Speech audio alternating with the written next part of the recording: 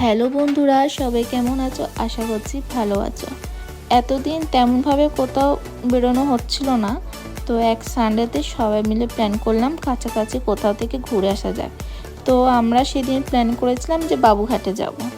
তো প্ল্যান অনুযায়ী আমি, আমার বর, বাবা, মা, কাকিমুনি আর বোনু সবাই মিলে বেরিয়ে পড়েছিলাম। প্রায় অনেক দিন পর, অনেক দিন বলবো না, অনেক মাস পর আবার বাবুঘাটে গেছিলাম। ঘুরতে যাব, খাবো না এটা তো হয় না। তো এখানে নিয়ে নিয়েছিলাম প্রথমে পাওভাজি। পাওভাজিটা কিন্তু খুবই টেস্টি ছিল। তারপর সবাই মিলে নিয়ে নিয়েছিলাম আইসক্রিম। আইসক্রিম খাওয়া হয়ে যাবার পর মা, কাকিমণি আর বোনু এখানে ফুচকা খাচ্ছিল। এবার বাড়ি ফেরার পালা।